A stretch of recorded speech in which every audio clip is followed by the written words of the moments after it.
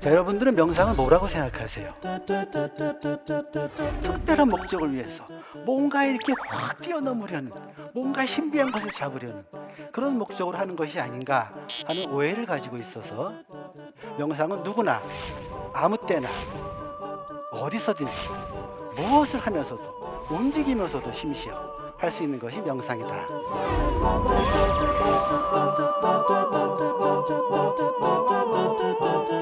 명상이 뇌의 구조와 기능을 바꾼다. 뇌는 물질입니다. 명상은 정신활동이에요. 근데 정신활동이 물질의 구조와 물질의 기능을 바꾼다. 나의 기본적인 상태가 즐겁고 쾌활하고 유쾌하고 행복한 상태로 바뀐다는 거예요. 일상적으로 잘 모르는 사람들 때문에 받는 크고 작은 그런 스트레스를 빨리 해소하는 좋은 방법이고, 분노와 억울함과 공격심 이런 것으로부터 자신을 보호하는 아주 탁월한 방법이라고 저는 믿고 있습니다.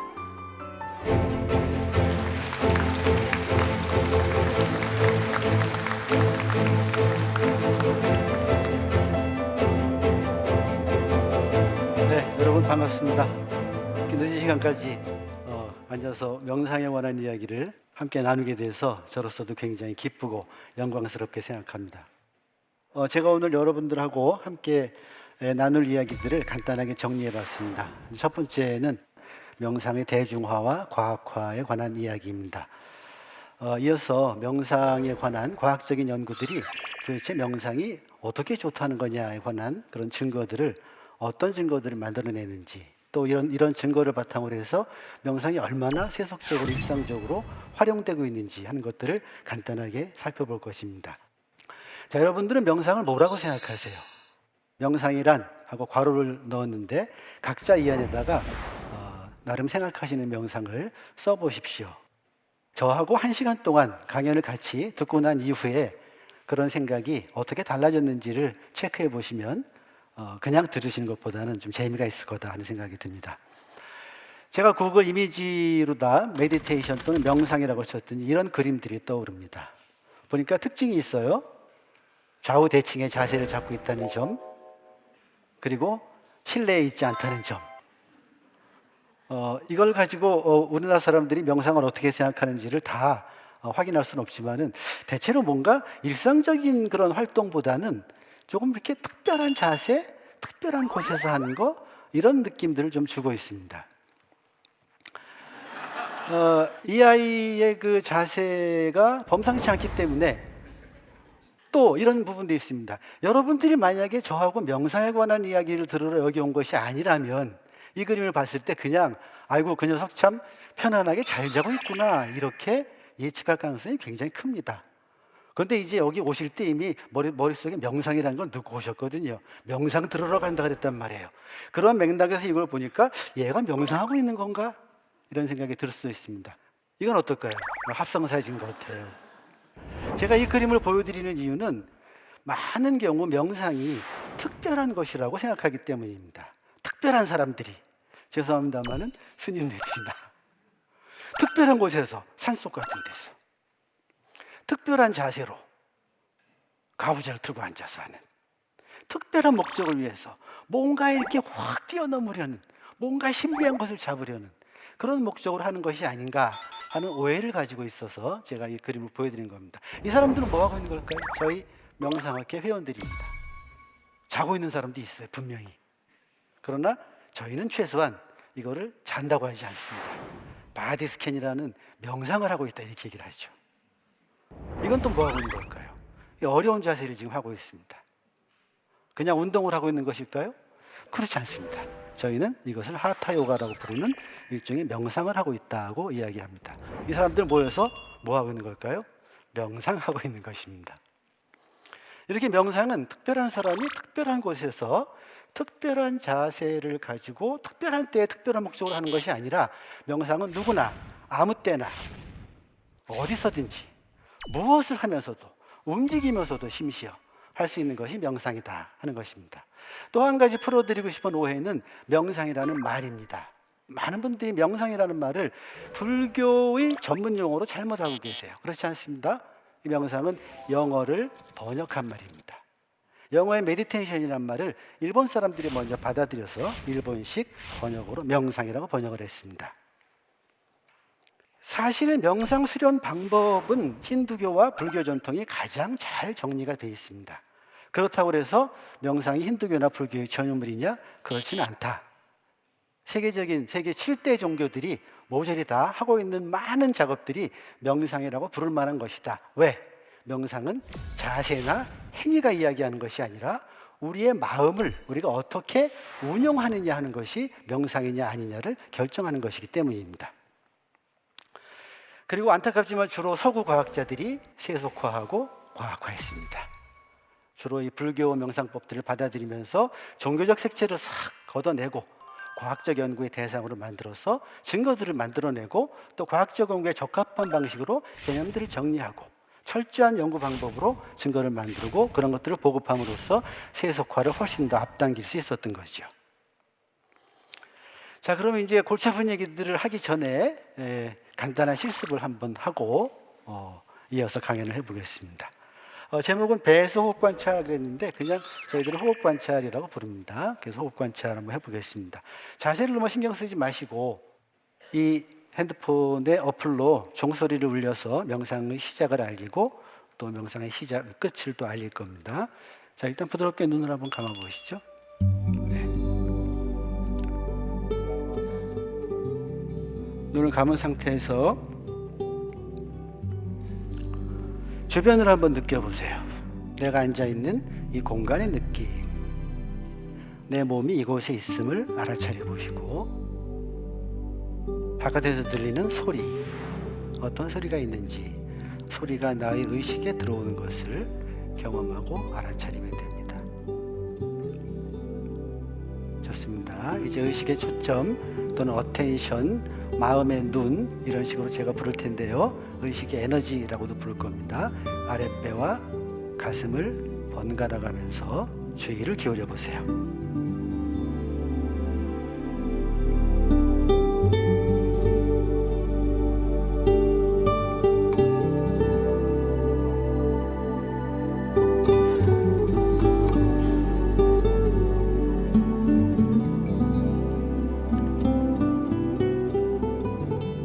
호흡을 의도적으로 조금 깊게 들이쉬고 길게 내쉬어보겠습니다.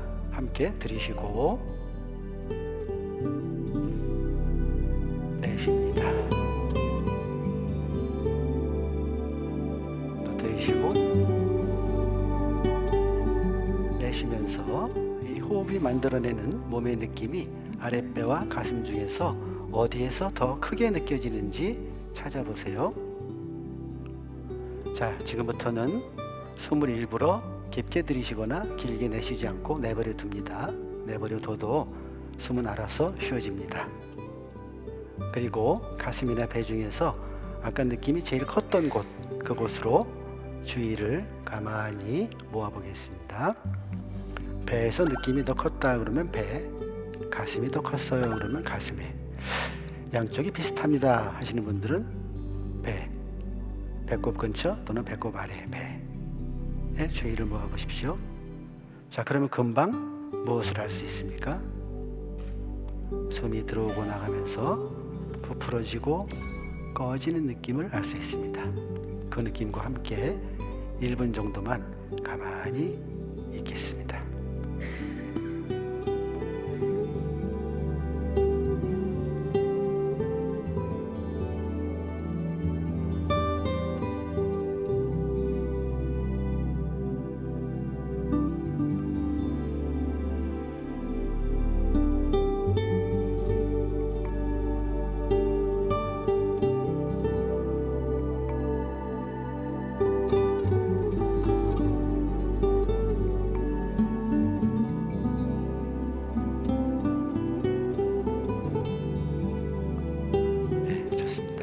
천천히 눈을 뜨고 돌아오겠습니다.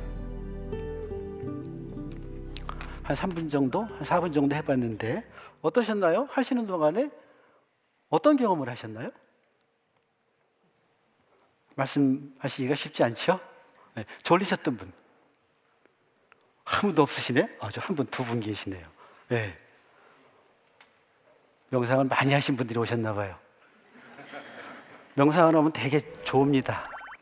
좋을진 않았어도 약간 이렇게 의식이 가물가물해지는 그런 느낌이 있었다 하시는 분들까지 포함시키면은 가장 일반적으로 나타나는 그런 경험 내용은 의식이 좀 흐려지면서 편안해지면서 졸리다 하는 그런 느낌들입니다. 지금 했던 실습은 간단하게 정리하면, 개념적으로 정리하면 의식의 초점을 원하는 곳에 모아서 그곳에서 발생하는 몸의 느낌을 있는 그대로 알아차리는 그런 훈련이었습니다. 자, 실습에 대해서는 뒤에 다시 말씀드리기로 하고 이제 명상의 대중화와 과학화에 대해서 간단하게 살펴보겠습니다. 우선 명상 인구가 생각보다 많습니다. 제가 미국하고만 비교했는데요.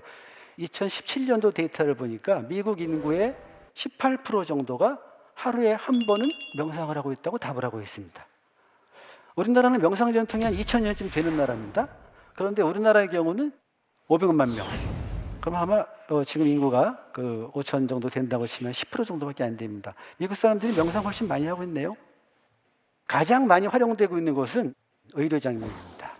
그래서 1000개가 넘는 종합병원들이 명상 기반의 치료 프로그램들을 의사들이 처방을 하고 있는 것으로 자료가 나와 있습니다. 또 세계적인 기업들이 명상을 조직 구성원들의 어떤 안녕과 또 어떤 잠재적인 능력들을 개발을 위해서 명상을 앞다투어 도입하고 있습니다. 우리나라도 삼성, LG, SK를 비롯한 많은 기업들, 또 구글이나 페이스북이나 또 나이키, 도이체뱅크 같은 그런 세계적 브랜드를 가지고 있는 국제적 규모의 기업들이 명상을 앞다투어서 도입하고 있고 실제로 널리 쓰고 있습니다. 그 다음에 미국은 교육계에서도 명상을 많이 수용하고 있어요. 아마 우리나라는 좀 어려울 거라고 보는데 어쨌거나 미국은 초중고등학교뿐 아니라 대학에서도 명상을 정식 교과의 하나로 받아들이고 있는 곳들이 굉장히 많고 계속 늘어나고 있다 하는 것이 보고가 되고 있습니다. 사실 명상은 이미 과학의 연구 대상이 된 지가 오래됐습니다. 그래서 2차 대전 이후부터 70년대까지는 서구에서는 초월 명상이라고 부르는 집중 명상이 아주 광범위하게 연구가 됐습니다.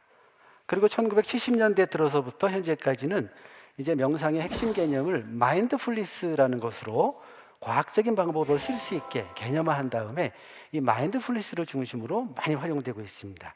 그래서 서구 학자들한테는 마인드풀니스 이퀄 메디테이션이라고 해도 좋을 정도로 마인드풀니스를 명상과 동의어로 쓰는 경우도 저희들은 쉽게 찾아볼 수가 있습니다. 또 2000년 이후에는 자비 명상에 대한 연구들이 굉장히 빠르게 늘고 있습니다. 실제로 과학적 연구, 명상 연구의 동향을 살펴보기 위해서 제가 데이터를 좀 찾아봤는데요. 10년 단위로 제가 잘라서 그 해에 나온 논문 편수를 살펴본 건데요. 70년대부터 시작해가지고 2010년대에 기하급수적으로 늘어나는 걸 볼 수 있습니다. 한국의 경우도 마찬가지예요. 비슷합니다. 그래서 작년 데이터를 보면은 미국의 경우 지난 8년 동안 연평균 2,000건 정도의 논문이 발표가 되고 있습니다.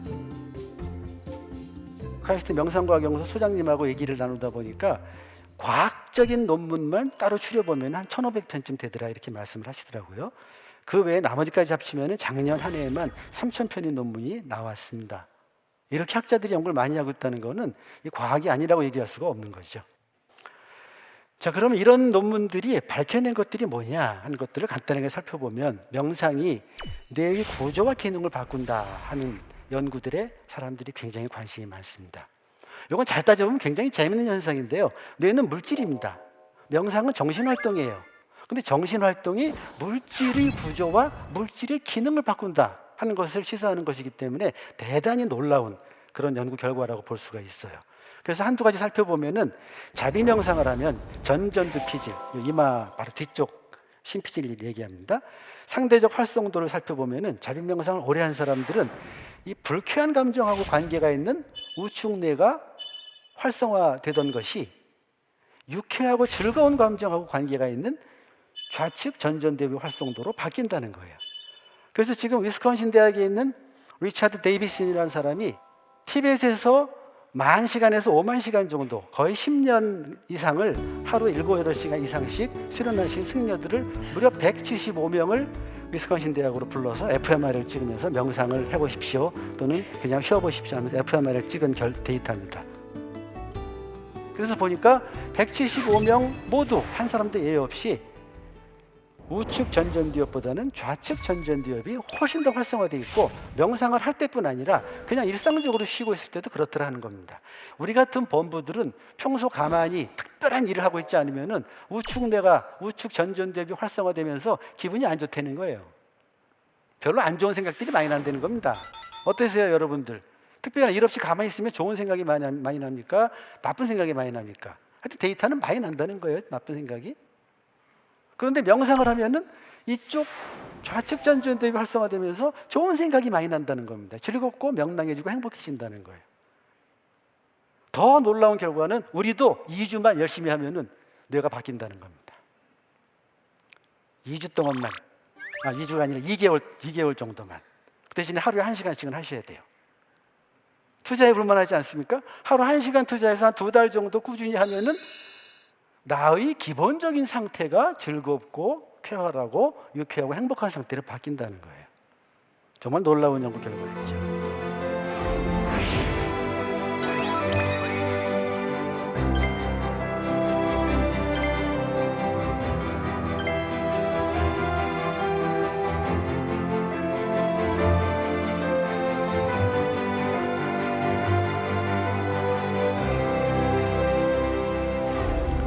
그 다음에 그 뇌의 구조 자체도 바꿀 수 있어서 수련 시간이 길수록 해마라든가 뇌도라든가 이런 중요한 뇌 부위들의 밀도가 정상적인 같은 나이 또래에 비해서 훨씬 더 두툼한 상태를 유지하더라는 겁니다. 어차피 뇌도 물질이니까 쓰러지게 되어 있습니다. 분해돼서 없어지게 되어 있어요.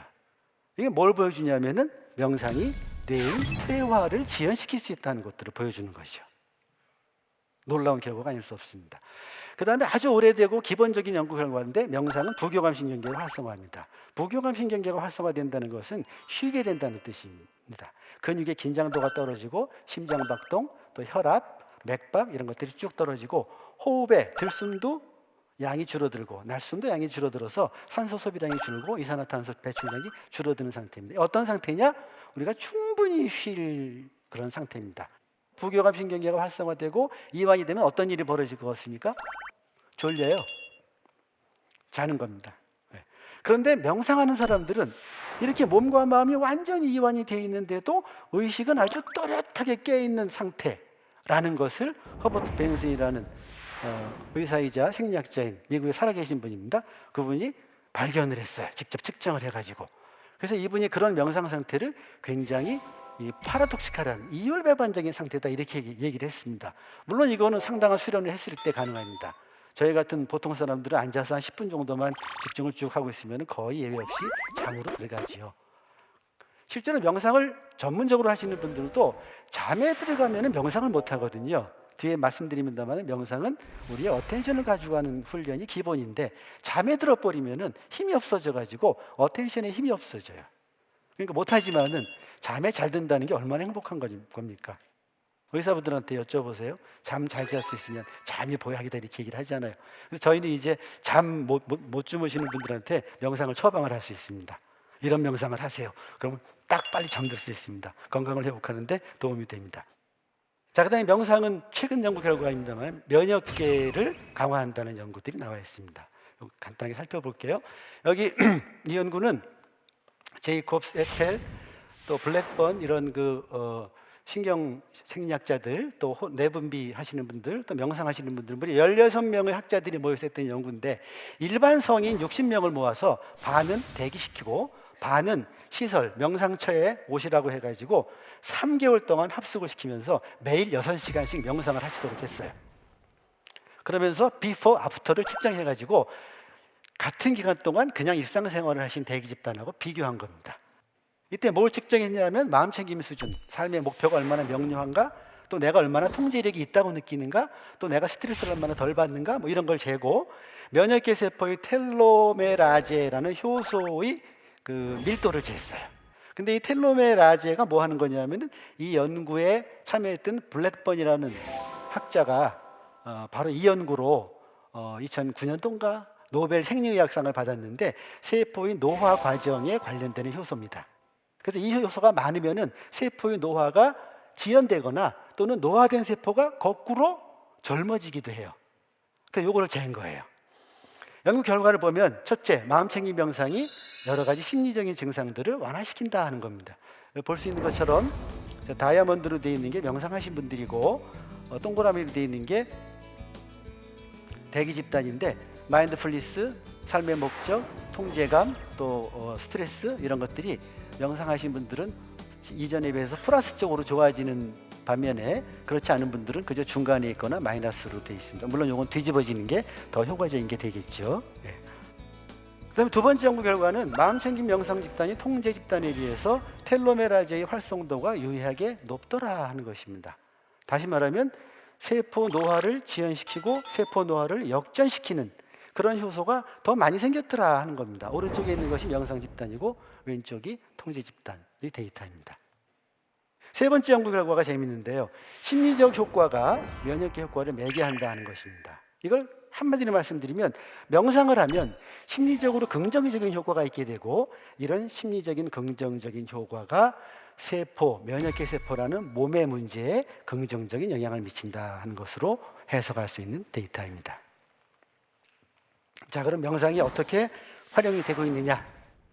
우리나라 사람들을 죽게 만드는 10대 질환, 그러면 거의 1등부터 10등까지 해서 하나 빼고 다 만성질환입니다. 하나는 자살이에요.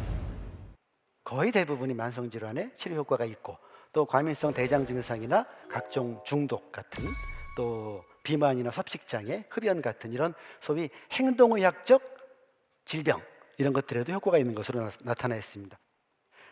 이런 그 의료 분야에 가장 널리 쓰이는 프로그램이 릴렉세이션 리스판스라는 허버트 벤슨이 프로그램과 존 카바치니 만든 MBSR이라는 프로그램입니다. 이 프로그램들이 각각 미국에서만 해도 종합병원급에서 1000곳 이상에서 처방이 되고 있는 프로그램입니다. 그 다음에 심리적인 장애, 정신질환의 치료와 관리에도 명상은 아주 널리 쓰이고 있습니다. 그래서 아예 이 명상 기반의 심리치료 기법은 새로운 파라다임이다, 이렇게 불릴 정도로 널리 쓰이고 있고요. 이걸 잘 보여주는 것이, 우리나라 데이터는 없습니다만은 미국 심리치료자들의 50% 이상이 내담자의 상담과 치료에 명상을 활용하고 있다는 보고가 있습니다. 그리고 최근 우리나라에서도 상담이나 임상심리 굉장히 많은 관심들을 가지고 있죠. 그래서 해외 유수대학들이 연구소들을 설치하고 있고, 우리나라에도 제가 근무하는 아주대학이 2012년도에 명상연구소를 만들었고, 카이스트, 바로 이곳 명상과학연구소가 금년에 문을 열어서 이제 본격적으로 한국에서 명상을 과학화할 준비를 하고 있습니다. 또 학회들도 생겨서 관심 있는 학자들이 모여서 공동 작업을 하고 있습니다. 명상학회 한 7, 8년 전에 만들었고요. 작년에 의사들 중심으로 명상의학회가 만들어져서 이제 본격적으로 우리 사회에서도 의료 분야부터 시작해가지고 명상이 적용되기 시작하고 있다, 이렇게 볼 수 있습니다. 그래서 명상이 심신에 유익한 효과가 있느냐, 그 증거가 있느냐 하는 질문은 의미가 없습니다. 이제 어떤 종류의 명상을 어떤 사람에게 어떤 방식으로 어느 정도나 시켰을 때 어떤 측면에서 특히 효과가 있느냐 하는 것을 밝히는 쪽으로 아주 구체적인 연구들로 이제 확산이 되고 있는 것이죠. 그 외에 제가 자세한 말씀 안 드렸습니다만, 이런 그 질병 치료뿐 아니라 인간이 가지고 있는 발전시키고 개발할 수 있는 가능성이 있는 많은 긍정적인 덕목들, 이런 것들을 키우는 데에도 명상은 대단히 효과적이라는 것이 이미 많은 연구들에서 밝혀지고 있습니다. 전체적으로 명상이 행복과 질병 치료뿐 아니라 행복과 웰빙의 증진에도 크게 효과가 있다는 것이 과학적인 연구의 결과입니다.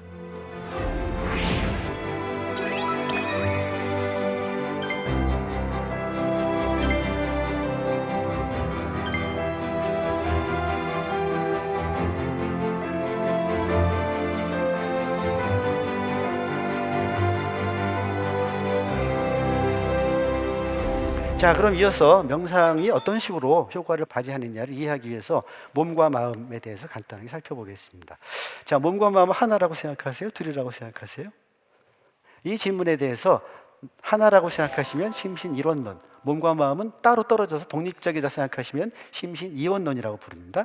심신이원론은 15세기부터 16세기에 시작된 현대과학, 그리고 그걸 토대로 시작된 현대의학이라고 부르는 것의 핵심적인 인간관입니다.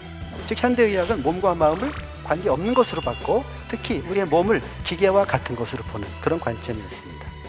실제로 행동을 분석해 보면 여기 계신 분들 많은 분들이 알게 모르게 이런 관점을 학습하고 살았습니다. 그런 관점을 가진 사회에서 살았기 때문에 그래요.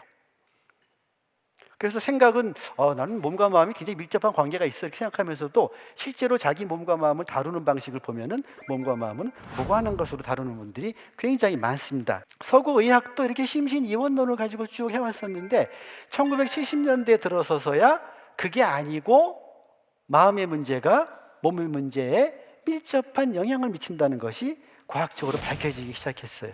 사실 우리 선조들은 심신이론론을 훨씬 더 많이 받아들였던 문화거든요. 새롭게 복원이 됐다고 봐도 괜찮겠죠.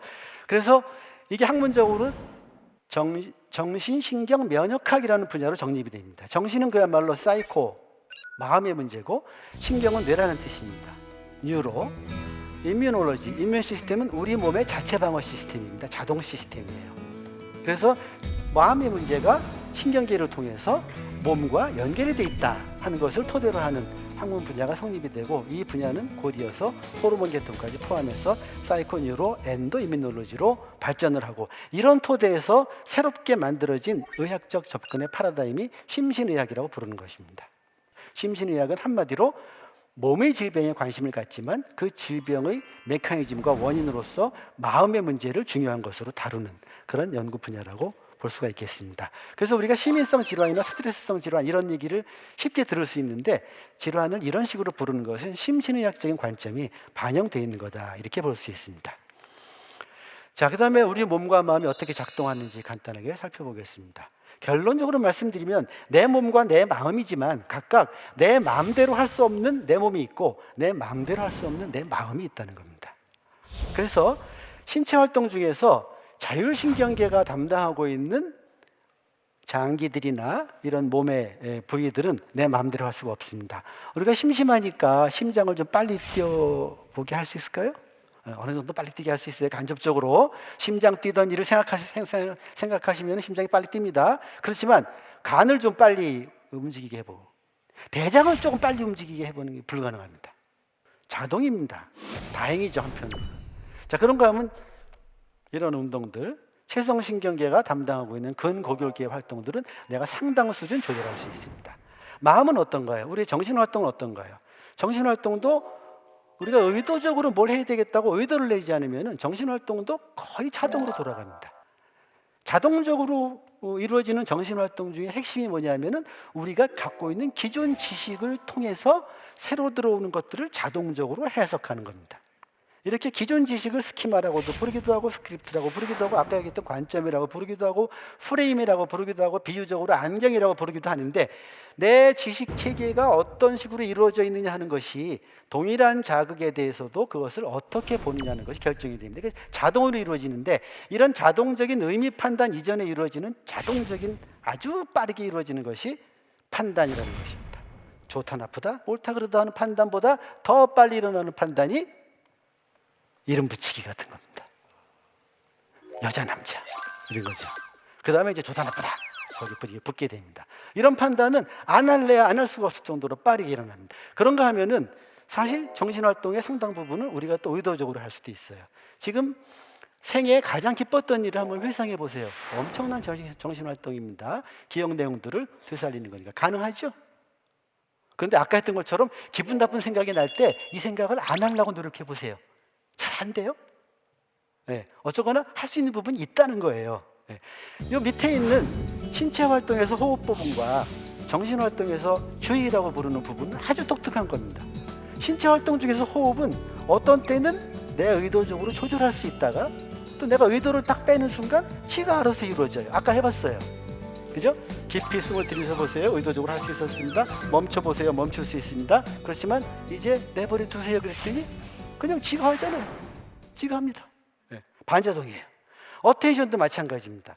우리의 어텐션은 평소 주의를 여기에 기울여야지 하고 의도를 세우지 않으면 지멋대로 돌아다니는데, 나름 지멋대로가 아니라 원리가 있어요. 기본은 욕구와 관련된 것들에 주의가 갑니다. 주로 바깥으로 주의가 많이 가요. 내면으로 주의가 오는 경우가 그렇게 많지 않아요. 그래서 주의와 호흡이라는 것은 자동과 반자동을 왔다 갔다 하는 그런 특징을 지니고 있고, 어쩌면 대부분의 수련 전통들이 이 호흡과 주의를 같이 이용하고 있다는 공통점이 있는데, 이거를 통해서 자동적으로 움직이는 나의 마음과 자동적으로 반응하는 나의 몸을 의도적이고 자신의 의지와 선택에 따라서 조절할 수 있는 힘을 키우는 것이 바로 수련이다. 그리고 명상 수련은 그 핵심이다. 이렇게 말씀을 드릴 수가 있습니다. 자동 반응은 어떤 원리를 가지고 있느냐? 기본적으로 좋은 것은 접근하고 싫은 것은 멀리하는 겁니다. 저기 두 분이 가까이 앉으셨는데 서로 좋아하세요? 이렇게 물어볼 수 있습니다. 근데 좋아하지 않는다고 얘기할 수도 있겠죠. 그런데 이 쾌락 원리가 단순히 좋은 느낌이나 싫은 느낌뿐 아니라 학습을 통해서 좋은 느낌과 관련된 것, 싫은 느낌과 관련된 것까지도 가까이 가거나 취하거나 또는 멀리하거나 없애거나 피하려는 경향으로 만들어집니다. 게다가 이제 이런 식으로 활동하는 것이 하나의 그런 아주 내면화가 돼가지고 하나의 신념 체계로 자리를 잡아서 자신의 행동과 다른 사람들의 행동을 예측하거나 판단할 때도 이 원리를 가지고 판단을 하게 돼요. 그래서 어떤 일이 벌어지냐면은 둘이 결혼한다고 그러는데 너네 왜 결혼하려고 그러니? 그랬더니 우리 너무 싫어해서 그래요. 안 되잖아요.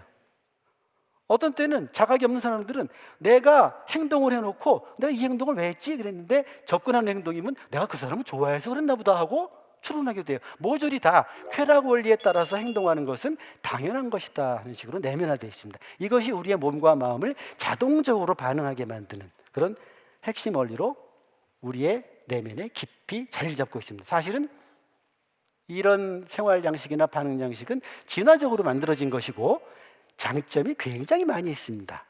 그러나 그것 때문에 우리가 감당해야 될 약점도 굉장히 많다는 것이요. 어쨌거나 명상은 마음을 의도적으로 조절하는 훈련.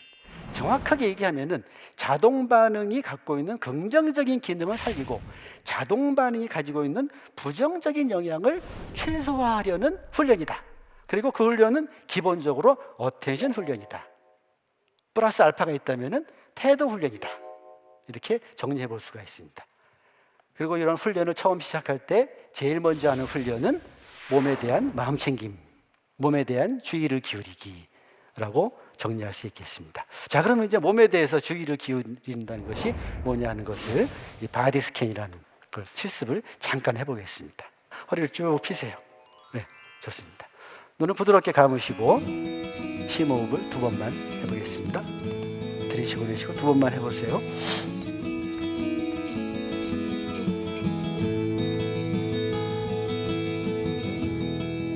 네, 좋습니다. 자, 이제 의식의 초점을 아랫배에 두어보세요.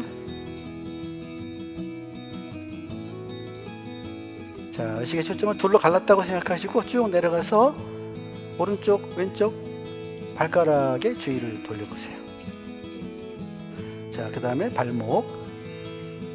어떤 느낌이 나타나든지 이런 몸의 느낌을 이런 느낌이구나 하고 그냥 내버려 두고 알기만 하시면 돼요. 콕콕 쑤신다 그러면 콕콕 쑤시는구나 하고 알면 되고, 저릿저릿하다 그러면 저릿저릿하구나 하고 알면 됩니다. 자, 쭉 무릎으로 올라가 보세요. 자, 허벅지, 골반과 엉덩이 돌아오겠습니다. 부드럽게 눈 뜨고 돌아옵니다. 저희가 바디 스킨이라고 하는데 몸, 마음 챙김이라고도 부릅니다. 아까 했던 것하고 조금 다릅니다. 자, 그러면 이제 명상은 어떤 메커니즘으로 효과를 발휘하느냐 하는 것입니다.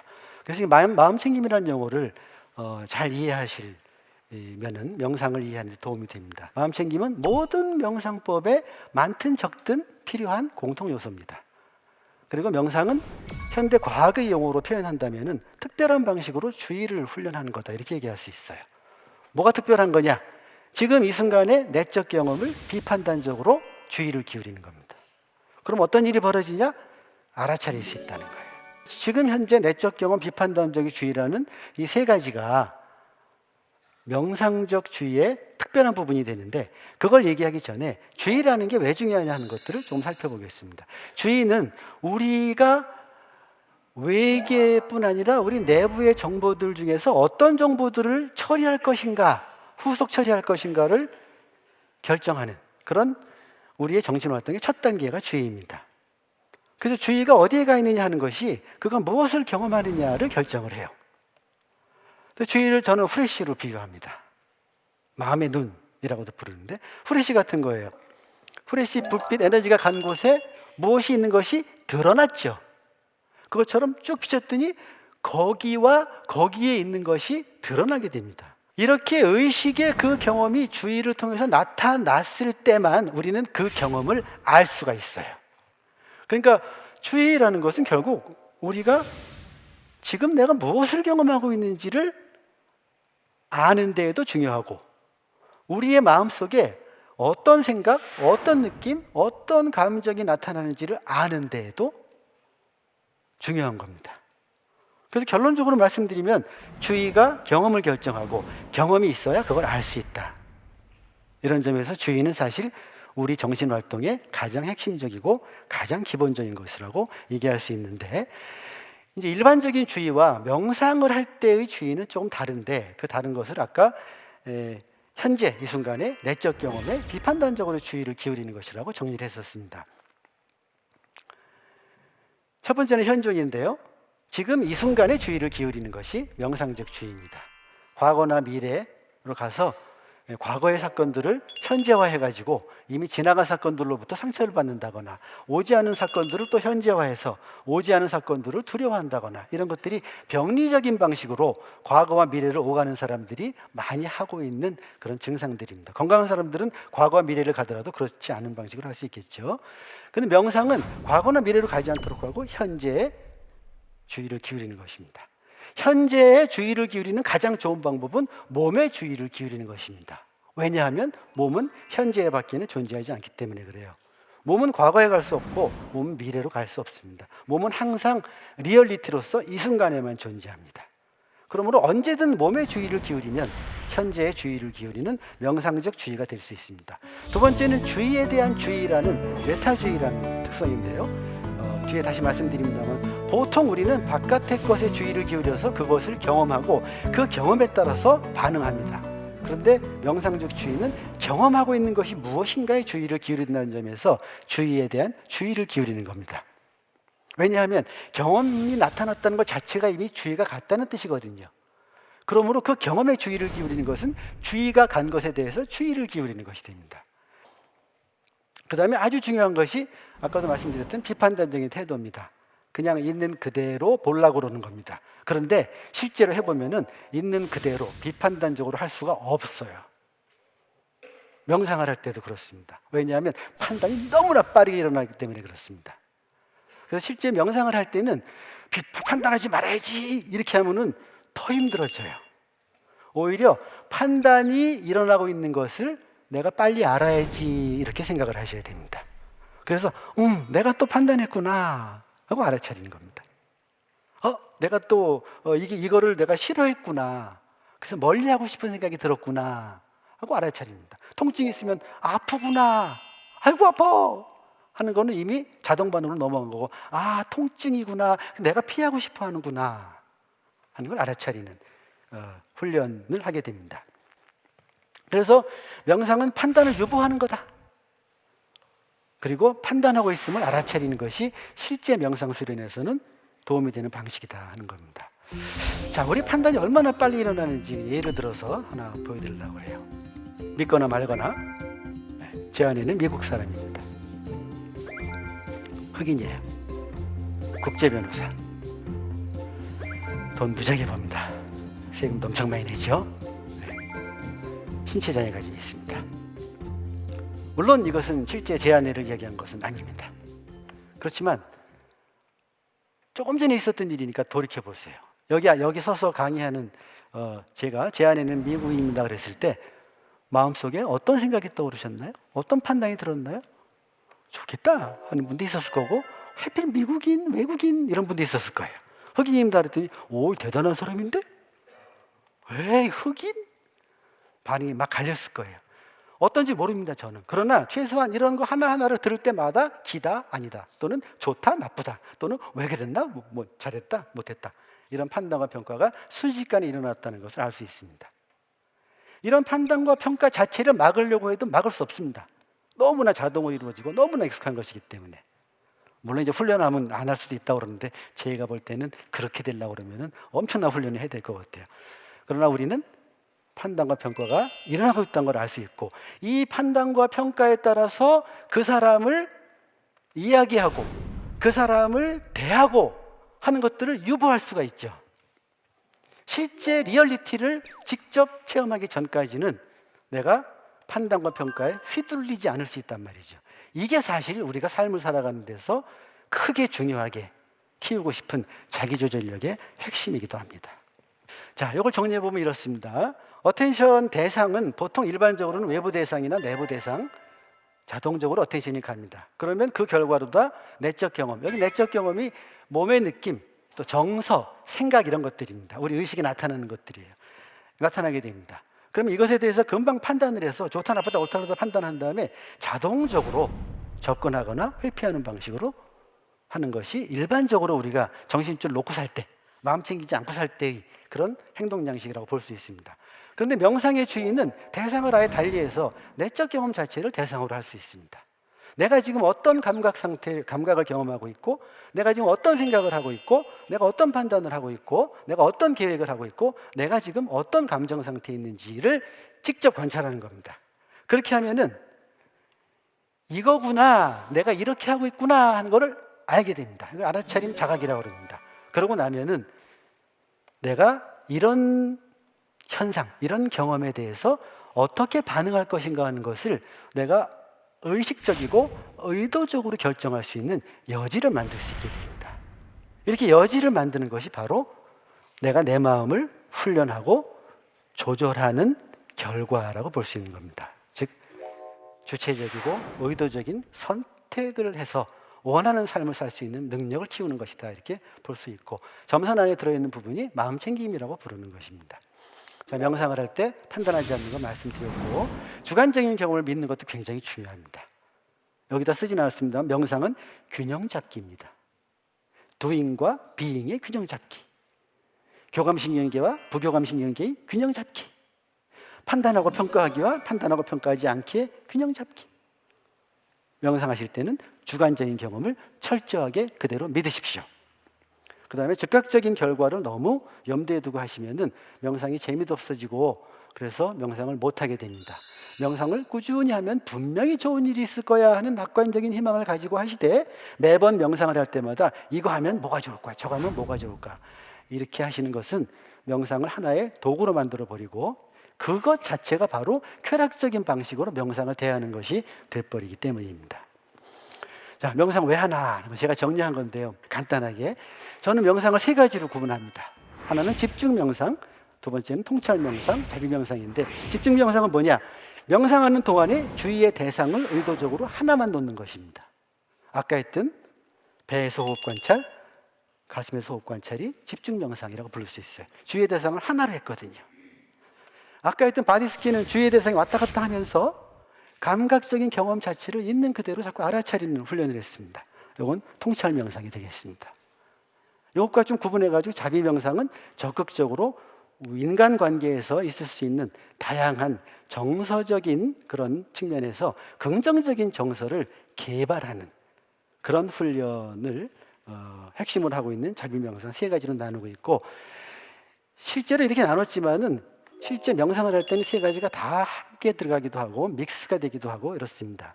그러나 최소한 과학적으로 연구를 하고 또 이해를 하기 위해서는 좀 분석하고 분리할 필요가 있습니다. 왜냐하면 이 세 가지 명상이 다 좋은 효과가 있지만은 각각 다 명상법이 다른 만큼이나 효과도 다르고 목표도 다르기 때문에 그렇습니다. 그래서 그걸 간단하게 세 가지로 정리해 봤습니다. 첫 번째는 편안하자고 하는 겁니다. 강아지처럼 이렇게 편안하게 앉아고 있으면 참 좋은데, 스트레스 감소, 힐링, 이렇게 이야기하는 것들은 거의 다 집중이라는 것이 갖고 있는 이완 상태를 이득으로 합니다. 왜 하나에 집중하는 것이 이완 상태를 만드느냐 하면, 아까 어텐션 생각해 보세요. 주의를 한 곳에 모으면 그 대상만 우리 마음에 나타나겠죠. 의식에 나타나겠죠. 근데 거길 계속 보고 있으면 어떻게 돼요? 그것만 계속 있겠죠. 그러면 우리 뇌가 더 이상 반응을 안 하기 시작해요. 마치 우리가 안경을 평소에 못 느끼는 것처럼 똑같은 자극에 대해서 반응 안 합니다. 그러면 우리 마음속에 뭐만 있어요? 아무것도 없게 되죠. 이렇게 마음속에 의식 경험에 아무것도 없는 상태, 이것을 삼매라고 불렀던 겁니다. 삼매. 그 결과는 뭐냐? 의식이 흐려지거나 그래서 졸려지는 거예요. 그럼 명상 못하는 거죠. 그런데도 의식을 깨워놓고 있을 수 있으면 명상, 상당한 어느 정도 수준에 도달한 거라고 볼 수가 있겠죠. 이렇게 휴식 상태에 있을 때 우리 몸과 마음이 본래 가지고 있는 스스로 건강함을 회복하는 능력, 자연 치유력, 이것이 발휘될 수 있는 조건이 됩니다. 두 번째는 실제의 통찰입니다. 왼쪽에 있는 사람이 진짜인데 거울을 보면서 뚱뚱하다고 느끼고 반대로 느낄 수 있습니다. 깨달음이라고 얘기했는데 직접 경험으로 체득하는 지혜라고 볼 수 있어요.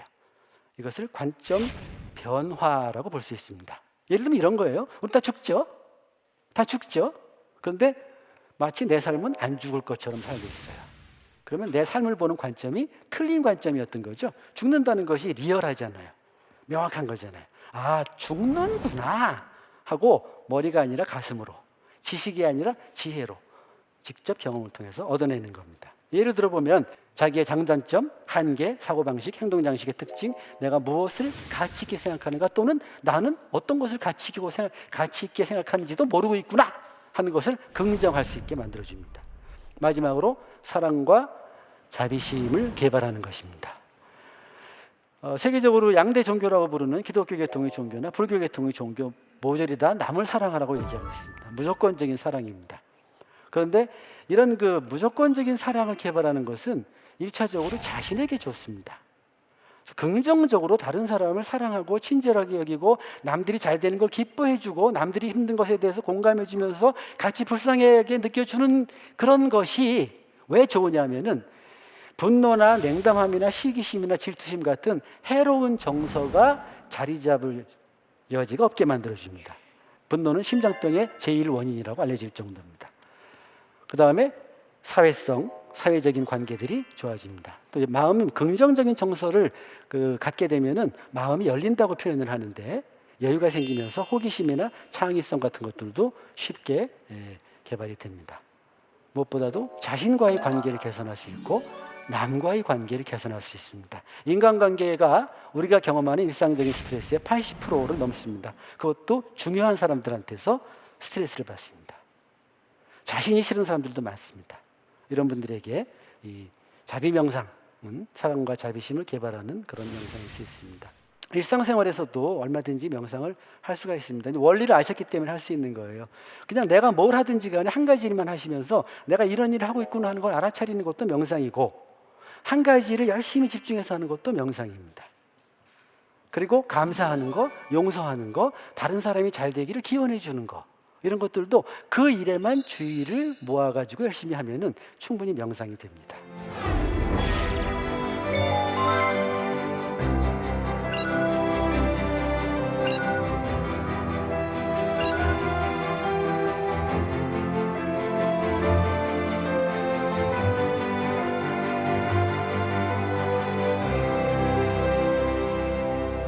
제가 마지막으로 자비명상은 실습을 안 했기 때문에 그냥